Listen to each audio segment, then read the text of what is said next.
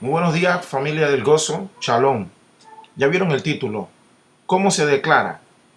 Es una de las frases que se usan generalmente cuando hay algún juicio. Y en el juicio, usted ve que el juez encargado hace que el acusado se levante y le preguntan cómo se declara ante los cargos.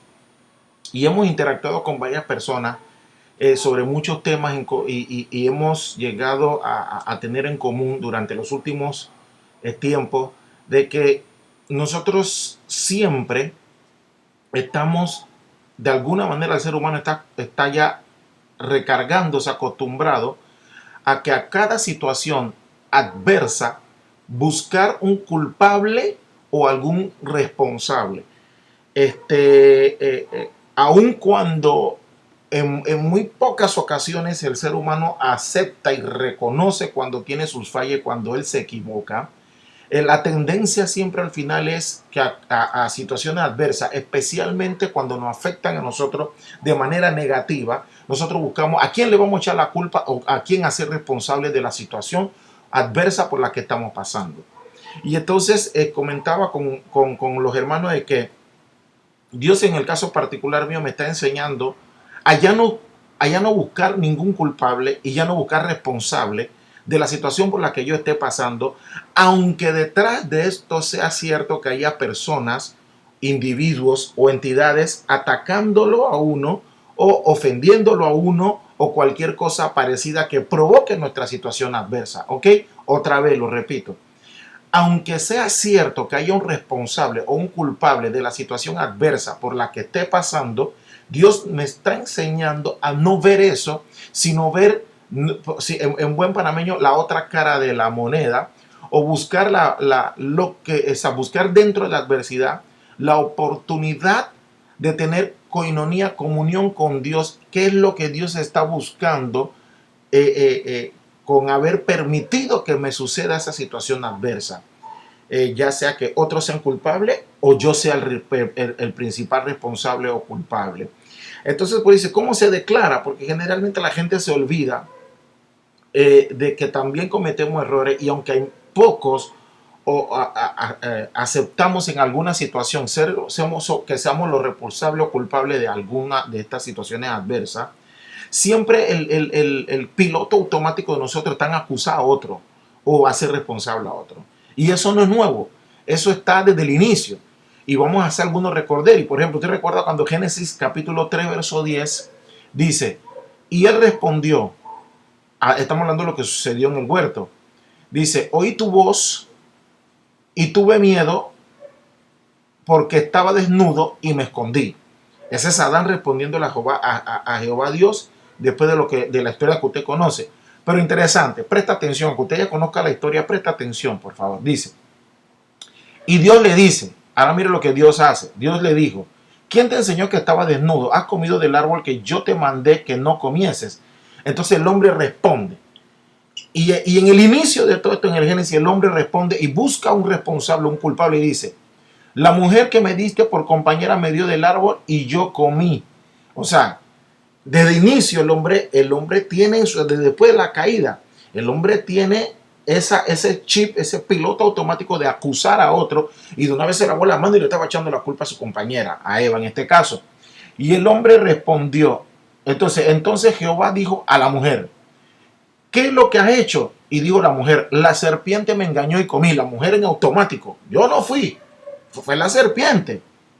Entonces, atención, fíjense una cosa, ¿era verdad o no que la mujer le dio de comer del árbol a Adán, al hombre? ¿Era verdad? Sí, era verdad. ¿Era verdad que la serpiente engañó a Eva y ella comió? Sí, también era verdad. Entonces, fíjense algo, eso evitó que aunque ellos hubieran dicho la verdad, o sea, aunque Adán dijo, la mujer fue la que me dio y yo comí, y la mujer dice, la serpiente fue que me engañó y yo comí, aunque eso fue verdad, eso no evitó, que eso es lo que nosotros tenemos que aprender. Fíjense, ellos le estaban echando, uno estaba haciendo responsable al otro o haciendo culpable al otro del por qué había desobedecido una voz de Dios. Eso no importó para que ellos asumieran la responsabilidad o las consecuencias de no haber seguido y escuchado la voz de Dios. Entonces, un dato súper curioso, que a la serpiente no le preguntaron nada. A la serpiente fueron de una vez y le pasaron el hacha. Entonces, preste atención, ¿a usted no le parece curioso esto? Primero, no importa que ellos no tuvieron la culpa según, o sea, ellos pensaron que ellos no eran responsables de lo que había sucedido porque otro fue el que lo indujo a que cometieran esta falta, lo que usted y yo conocemos hoy como pecado. Ahora, eso no evitó que le cayera el hacha a ellos también. Y dato curioso que a la serpiente no le preguntaron absolutamente nada. La serpiente le bajó el hacha de una vez. Eso que nos va diciendo desde ahí, que Jehová Dios no negocia ni conversa con la serpiente. No tiene por qué mantener ningún tipo de conversa con la serpiente. Fue y le bajó el hacha. Pero no quedó ahí, sino que fueron con la mujer. Entonces, como le digo, eso de nosotros siempre buscar la manera de echarle la culpa a otro. Y fíjense cómo el ser humano y la sociedad de hoy, aunque sea verdad, cómo funciona. Nosotros vivimos mal porque la comida está adulterada, porque los farmacéuticos y la farmacia tienen el dominio de tal cosa, que porque el presidente es malo, que porque los diputados hacen tal cosa, son corruptos. Usted se fija que todos estamos acostumbrados, entramos en piloto automático de buscar a quién nosotros le echamos la culpa. Y no solo eso, convertimos a las entidades o a personas, la satanizamos y la convertimos en el diablo, en el antiguo dragón, en la serpiente, y para nosotros se nos hace fácil buscar quién es el responsable de que yo esté mal. Y aunque eso sea verdad, nosotros no queremos entender todavía que eso no es excusa para el Señor ante Dios, para que usted y yo salgamos adelante. Y eso no es excusa para que usted y yo también asumamos las consecuencias aún de los errores de otro. Y voy a contar una pequeña anécdota. ¿Ustedes recuerdan lo que pasó con David cuando mandó a matar a... ¿Sí recuerdan la historia? ¿Ustedes recuerdan cómo David trató de incitar a este muchacho para que este muchacho tuviera relaciones con la mujer, con la esposa, sabiendo David, o sea, habiendo sido David culpable de haberse acostado con la mujer ajena?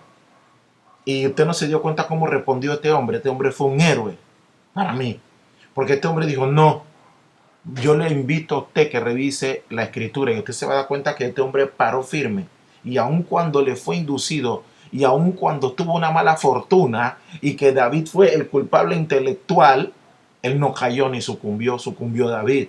Entonces nosotros nos gusta siempre buscar a quién echarle la culpa, y el problema es que nosotros vamos a sufrir la consecuencia igual, pero todos queremos entrar en el modo me lavo las manos como Poncio Pilato.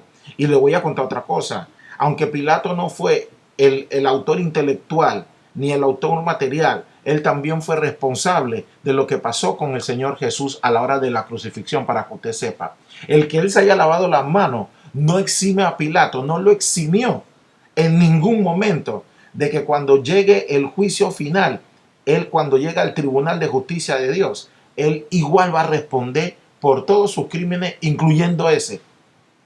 Porque él tenía el poder de decir no, y él se lavó las manos y puso a otro y miró para otro lado. ¿Sabe cuánto nosotros usamos esa filosofía? ¿Sabe cuánto de nosotros estamos viendo un delito? ¿Cuánto de nosotros estamos viendo las cosas y miramos para otro lado? Y no estoy hablando de ver un delito y de ir a acusar y de ir nosotros como le digo, a echarle la culpa, a ser responsable. Pero es una realidad de que en el fondo lo que queremos explicarle a usted, lo que queremos compartir con usted, es que todos somos responsables y todos somos culpables.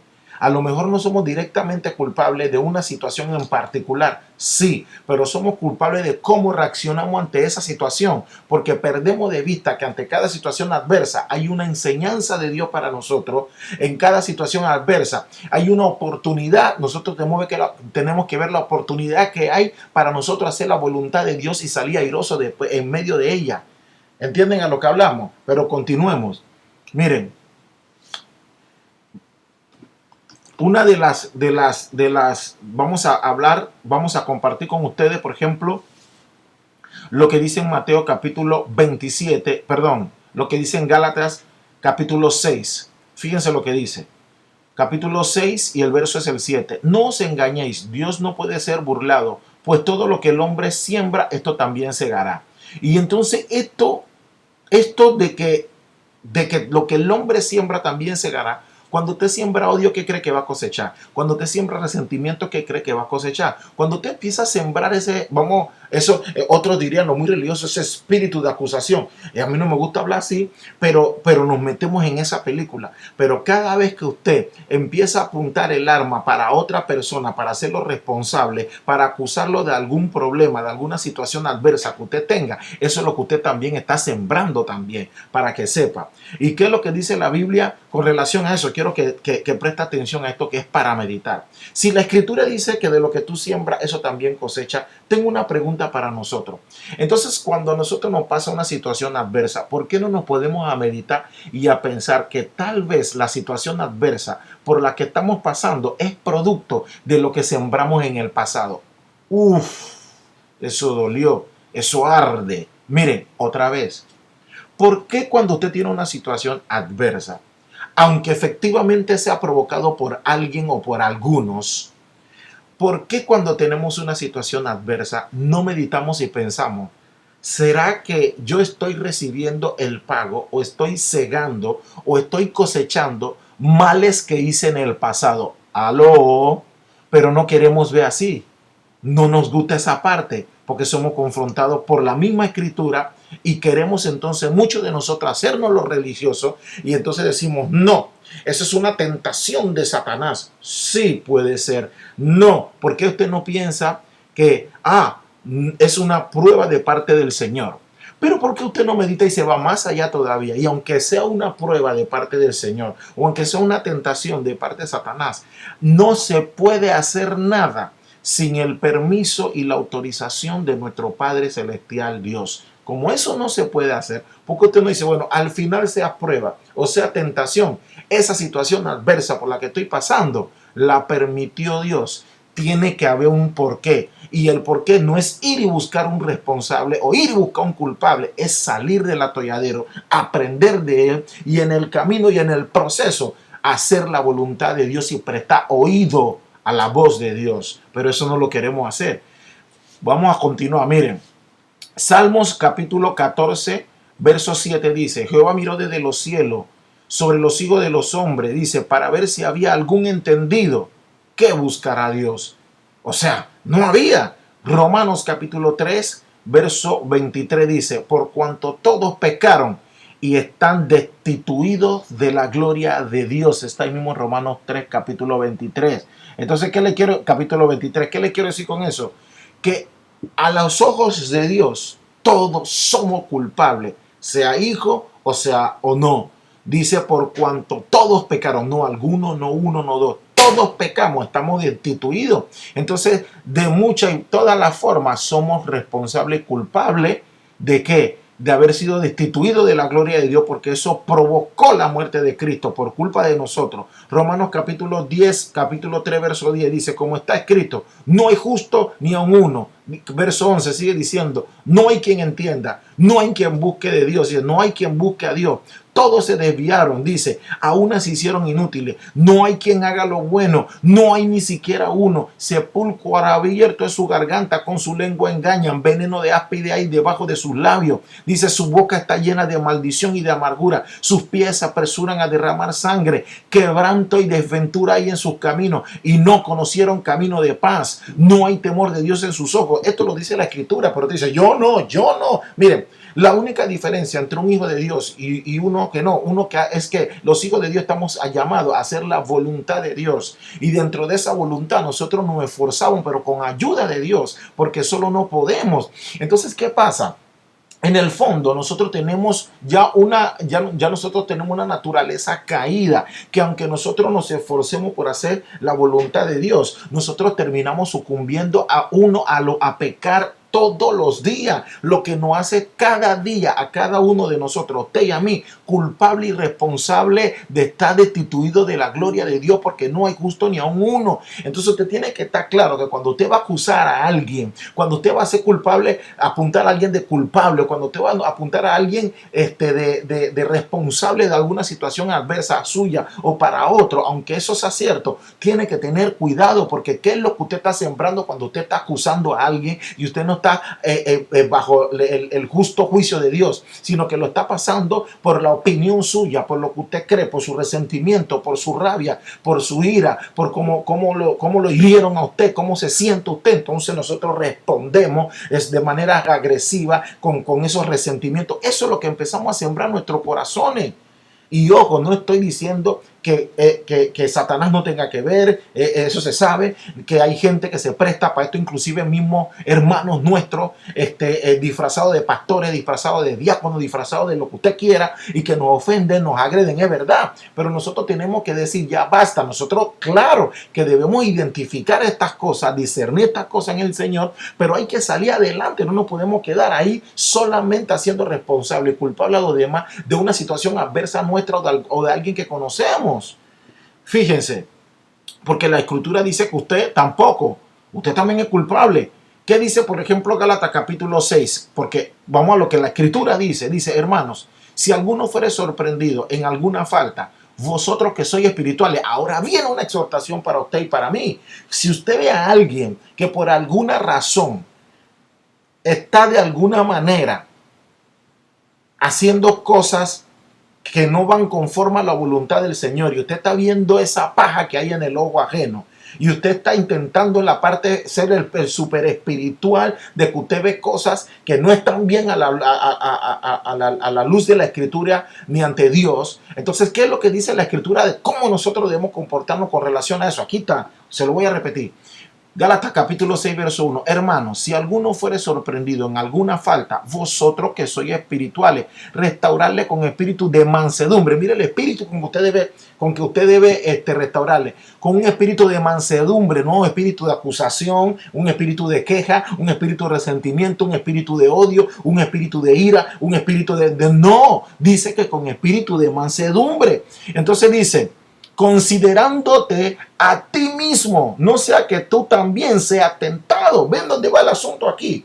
Nosotros no podemos estar a cada cosa que nos sucede, le ocurre a alguien, nada más con los dedos acusadores y de culpable, hermano. Usted tiene que estar ahí.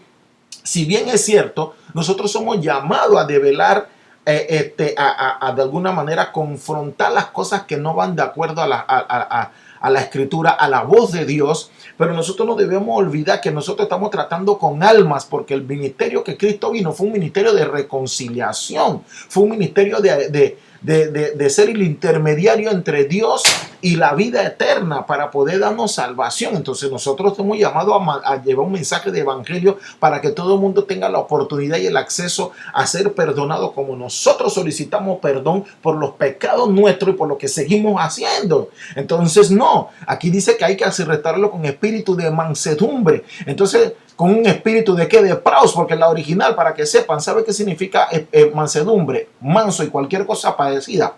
Dice apacible y pacífico. No solo eso, quiero que sepa que significa, es un sinónimo de humildad. Su palabra en original, que praus, para que sepan, significa que es una persona apacible y pacífica. ¿Y qué era lo que decía nuestro Señor Jesús? Que es el molde a quien debemos seguir. Él decía, sean mansos, dice, sean como yo, mansos y humildes de corazón. Y la palabra manso, de donde viene la palabra mansedumbre, es pacífico, apacible, y también un sinónimo de humildad. ¿Y sabe qué significa la palabra humilde en su original? Le voy a decir qué significa. Tapeinó significa deprimido y humillado, porque dicen en el original que es una virtud que consiste en el conocimiento de las propias limitaciones y debilidades y en obrar de acuerdo a este conocimiento. O sea, para usted ser humilde, según la Escritura, según la palabra original aquí, humilde, que es Es una virtud donde consiste que usted tenga conocimiento de sus propias limitaciones y debilidades. Y quiero que sepa algo. El único que no tenía debilidades y que no tenía ninguna limitación era precisamente nuestro Señor Jesús, que era el único que nació y vino sin pecado. Entonces no había. Entonces póngase a pensar que la única persona que no tenía debilidades, que no tenían ningún impedimento, es el Hijo de Dios, y podía con solamente pedirle al papá, podía mandar ejército a que barriera con todos nosotros, y no lo hizo, sino que se humilló. Y la misma escritura dice que, mire, no se aferró al trono, dice, no se aferró como cosa que aferrarse, todo lo que tenía que ver con el trono como tal, con toda la majestad que hay en el cielo, sino que se hizo carne, se hizo humano y habitó entre nosotros para poder darnos la oportunidad de una salvación, no teniendo ni debilidades y no teniendo limitaciones. Pero usted y yo, que con seguridad, que usted sabe y tiene que reconocer, si no lo ha reconocido, que nosotros sí tenemos limitaciones y nosotros tenemos debilidades, nosotros no utilizamos esa virtud de nosotros comportarnos de acuerdo a eso, porque no nos gusta que nadie nos humille, porque nos sentimos ofendidos y dicen, yo no me voy a quedar así porque no quiero que me humille. Y resulta que Jesús, sí, para que sepa, se hizo humillar.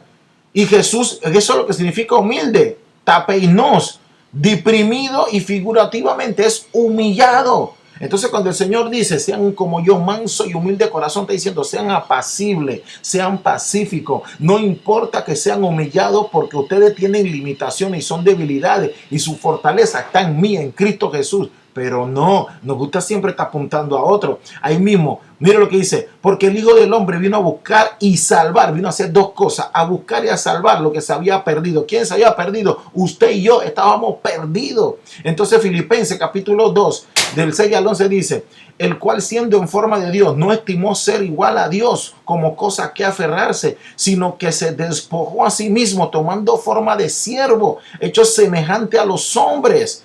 Wow, y estando en condición de hombre, se humilló a sí mismo, haciéndose obediente hasta la muerte, y muerte de cruz, por lo cual también dice, se le exaltó hasta lo sumo, y le dio un nombre sobre todo nombre. Y si se le dio un nombre sobre todo nombre, para que en el nombre de Jesús se doble toda rodilla de los que están en los cielos y en los que están en la tierra y debajo de la tierra, y toda lengua confiese que Jesucristo es el Señor. ¿Para qué? Para gloria del Padre. Eso lo hizo Jesús, mi brother, no teniendo debilidades ni limitaciones, y se humilló a sí mismo. Continuamos con Gálatas capítulo 6, verso 2, dice, sobrellevar las cargas, dice, uno de los otros, y cumplir así la ley de Cristo. ¿Cuál es la ley de Cristo? Mire, hay mucho debate con relación a esto, pero yo se lo voy a resumir, y que el Señor me siga enseñando más a usted y a mí.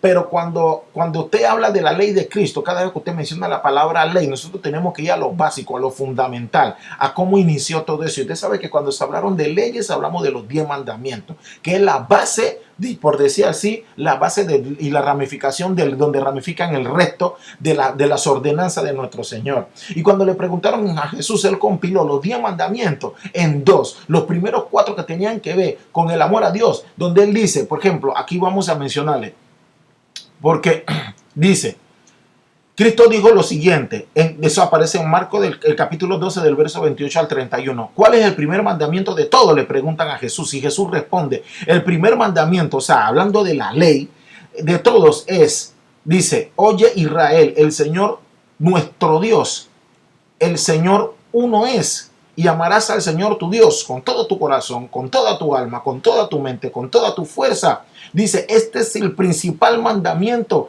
y el segundo es semejante, que amarás a tu prójimo como a ti mismo. No hay otro mandamiento mayor que esto. Entonces preste atención. Cuando usted va más al Señor con toda su mente, con toda nuestra alma, cuando oramos más con todo eso, cada vez que me viene una situación, sea de bendición adversa, si viene una situación de bendición, hay que darle la gloria a Dios. No diga, ay, gracias al pastor, ay, que gracias al gobierno que me dio esto. Sí, uno es agradecido con los hombres y interactuamos aquí, pero uno tiene que darle gracias a cada bendición. ¿A quién?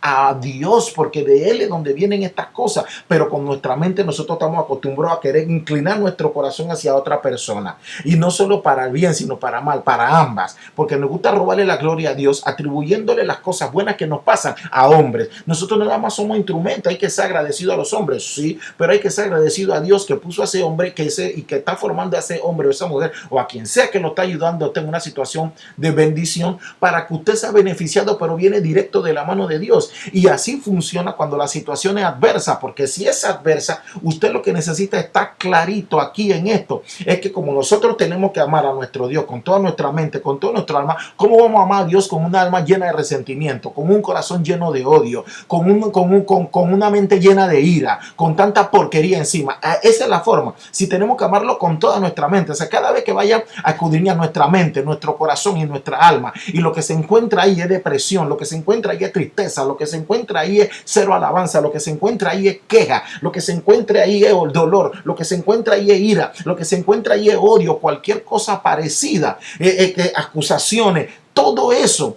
Con eso que nosotros pretendemos amar a nuestro Dios, con todo eso allá adentro, nosotros tenemos que tener cuidado cada vez que la situación viene adversa y no buscar responsable, porque con la misma vara que medimos vamos a ser medidos y una cuarta más, y que nosotros igual no somos justos, no hay ni uno justo. Y nosotros también tenemos que tener mucho cuidado, porque de ese mismo espíritu que estamos sembrando, de eso mismo vamos a cegar y a cosechar, porque lo mismo que el hombre siembra, eso vamos a cosechar. Y aquí dice que nosotros tenemos que restaurar lo demás con espíritu de mansedumbre, y el Señor dice que debemos ser mansos y humildes, debemos ser apacibles, debemos ser pacíficos, debemos humillarnos reconociendo nuestras condiciones de debilidad y nuestra limitación, porque somos más que vencedores en Cristo Jesús. Significa que para poder vencer en Cristo, ¿y cómo Cristo venció? Con todo esto, amando, haciendo estas cosas y sus ramificaciones. Vamos a continuar. Dice: porque el que se cree algo, no siendo nada, a sí mismo se engaña. Así que cada uno someta a prueba su propia obra, y entonces tendrá motivo de que gloriarse en sí mismo y no en otro. Porque cada uno llevará su propia carga. Atención, usted ve que al principio estábamos leyendo y dice sobrellevar la carga uno de los otros. Y en el verso 2, estamos en Gálatas capítulo 6. En el verso 2 dice sobrellevar la carga uno de los otros para que podamos así cumplir la ley. Parece que eso entra en contradicción con el verso 5, porque dice que cada uno llevará su propia carga. Entonces usted podría preguntarse, o por fin, o sobrellevamos la carga uno de los otros, o cada uno lleva su propia carga. Es que la palabra carga aquí, para que sepa, son diferentes. Para que sepa, y se lo vamos a explicar de parte de Dios. Mire, por ejemplo, en el versículo 2 la palabra es varos, que se refiere a un peso grande que tiene que llevarse a una gran distancia, ¿ya? Entonces, esa es la palabra cuando dice sobrellevemos la carga uno de los otros. Hay cargas que uno como hermano, como parte de un solo cuerpo, cuando se duele una parte del cuerpo, se duele el resto del cuerpo. Y así es que nosotros somos enseñados en Cristo como parte del cuerpo de Cristo. Y en ese mismo sentido nosotros tenemos que sobrellevar. Y todo sobrellevar es tenemos una carga y hay que tener un peso adicional. Porque dice sobrellevar, porque para eso estamos.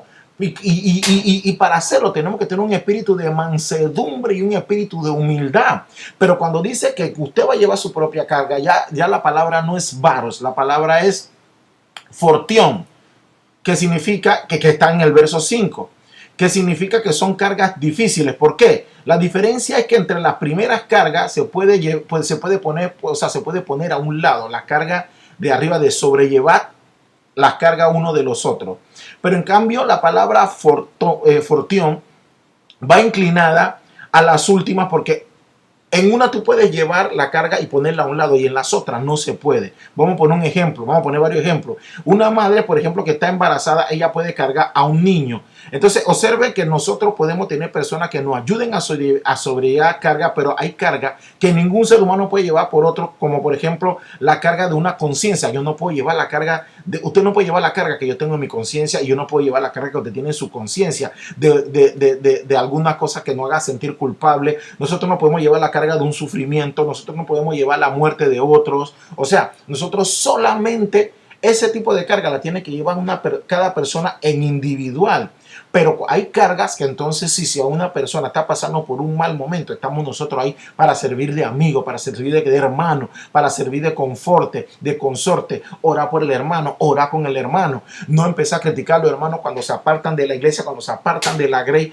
¿Qué estará pasando con tal hermano? ¿Por cuál razón? ¿Por qué razón abandonó un ministerio? ¿Por qué razón se está poniendo rebelde tal hermano? ¿Por qué razón este hermano es gruñón? ¿Por qué razón este hermano le gusta mandar? ¿Por qué razón este hermano está como débil? ¿Por qué este hermano? O sea, todo lo que usted vea dentro de la grey, estamos para llevar esas cargas, porque los débiles tenemos que, lo que se creen ser fuertes, tienen que cargar los débiles. Y el débil, ¿qué tiene que hacer? Igual, tiene que de alguna manera solicitar ayuda al Padre, y el Padre manda ayuda a través de demás hermanos. Por eso te manda un hermano que venga a acusarte a ti de las cosas malas que tú hiciste, y que te venga a apuntar y decir, ay, esto te pasó por esto y por esto. Mire, es una verdad que nosotros estamos llamados nada más a exhortar y a predicar. Nosotros no somos quienes cambiamos a las personas.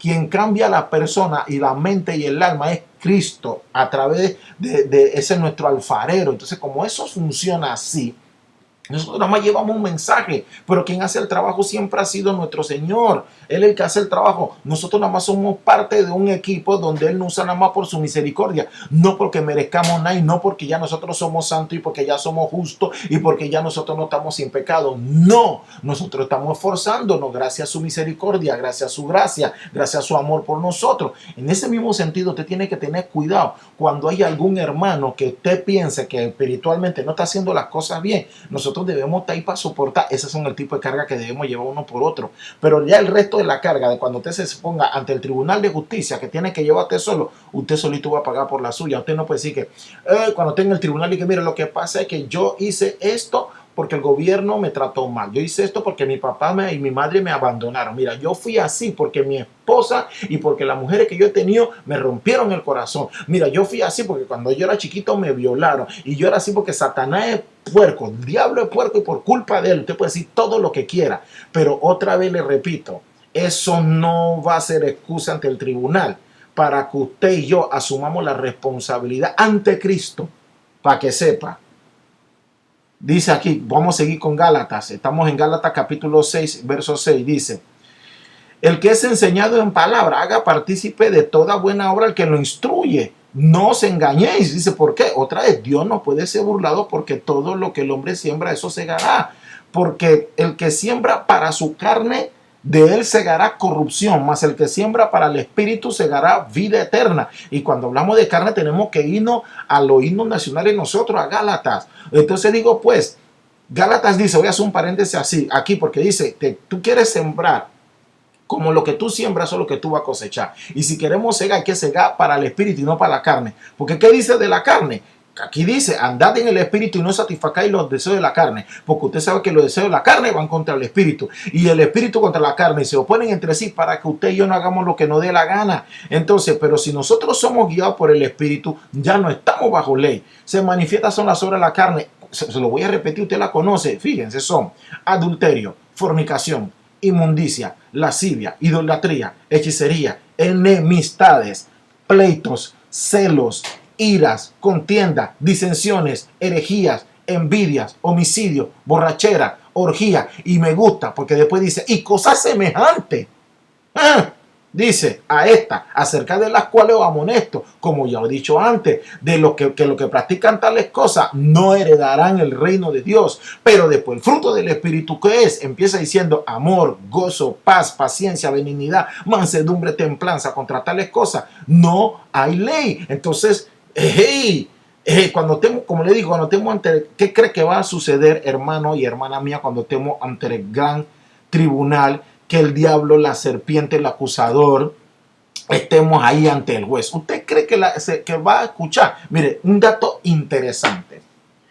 Nosotros sabemos que abogado tenemos, que es Cristo, lo que estamos en el Señor, lo que somos hijos de Dios. Perfecto. ¿Usted cree, para que usted sepa, que cuando llegue el momento del juicio final, atención, ¿usted cree que Satanás, el diablo, el acusador, va a estar ahí acusando a quién?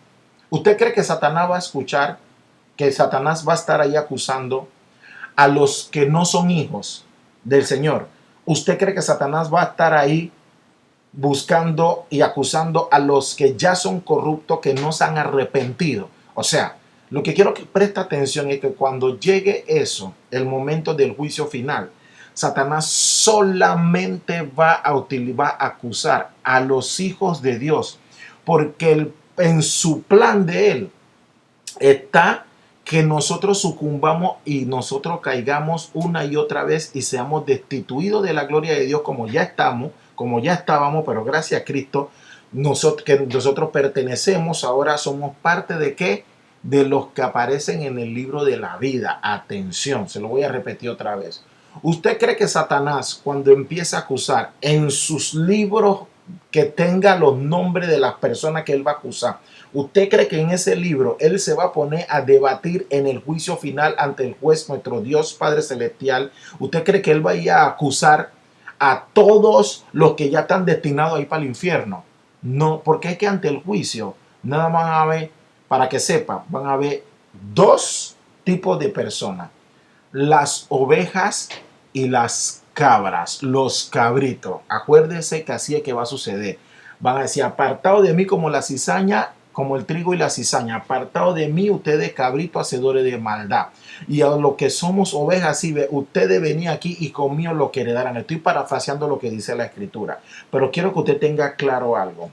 Solo Satanás, el diablo, el acusador, porque ahí va a ir como el diablo, va a acusar solamente a las ovejas, no va a acusar a las cabras, porque las cabras no necesitan ni defensa ni que lo acusen, porque siendo cabritos ya están destinados al lago de fuego.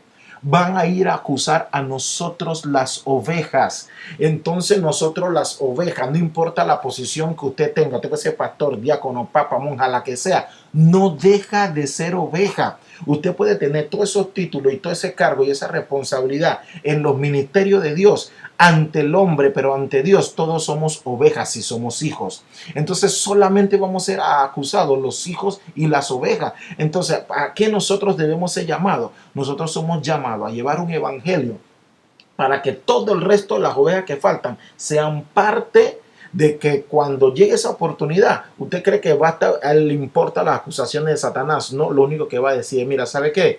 Le va a aportar: hey, el abogado es Cristo y están cubiertos con la sangre de Cristo. No hay ningún problema, porque si a detalle se ponen a buscar todas las cosas que hemos hecho, nosotros también y hubiéramos formado parte de los cabritos, de lo que se van a ser destituidos eternamente de la gloria de Dios. Entonces vino Cristo y hay que decirle a la gente, no para que la gente se desanime, hay que decirle a la gente, hay que seguir predicando, exhortando y moviéndonos en la forma como se movió nuestro Señor, con mansedumbre y humildad, claro, con carácter y templanza, pero hay que llevar a la gente, hay que ser herramienta para llevar a la gente a los pies de Cristo para que sean parte de las ovejas y no de las cabras. Y no estemos perdiendo tiempo con las cabras, porque con las cabras hay que tener misericordia, por si ellos también tienen la oportunidad de poder arrepentirse y convertirse en hijos, en convertirse en ovejas. Pero ¿qué es lo que estamos haciendo? Nos estamos atacando todo entre todos. Nosotros debemos atacar el mal y nosotros nada más estamos llamados a exponerlo según la escritura, pero no a condenar a nadie y nada más juzgar con el juicio de Cristo. Y ya de eso ya hemos hablado. Pero ese juicio de Cristo es bajo la ley de Cristo, que con mansedumbre y con humildad. Hay que tener carácter y templanza para acercarse con un hermano, que para restaurarlo hay que restaurarlo así. Hay que ir con carácter, sí, hay que ir con templanza, sí, pero hay que ir con mansedumbre principalmente y con humildad. Eso es lo que dice la Escritura, eso es lo que dice y ordena nuestro Señor. Entonces, mucho cuidado con lo que estamos haciendo, porque a la hora que le pregunten y usted se levante y diga: ¿cómo se declara? Nosotros ante Dios somos culpables y tenemos que pedir por misericordia. Y lo único que nos va a salvar, porque no hay una sola oveja que se levante y diga que pueda decir, que le vaya a decir a Dios en su cara como juez: hey, yo soy inocente, porque ante el Señor, ante nuestro Dios, no hay un inocente. Nosotros tenemos que levantarnos y cuando digan cómo se declara, yo y usted, si tenemos el Espíritu de Dios, tenemos que decir: yo soy culpable, porque somos culpables de la muerte de Cristo, y después decir: pero yo me arrepentí y me arrepiento y pido misericordia, porque no hay un solo inocente. Y en ese momento glorioso, que no sé cómo va a ser, nuestro Cristo va a estar ahí como abogado. Sí, Él es culpable, pero yo pagué por Él. Que el Señor nos enseñe más. Shalom.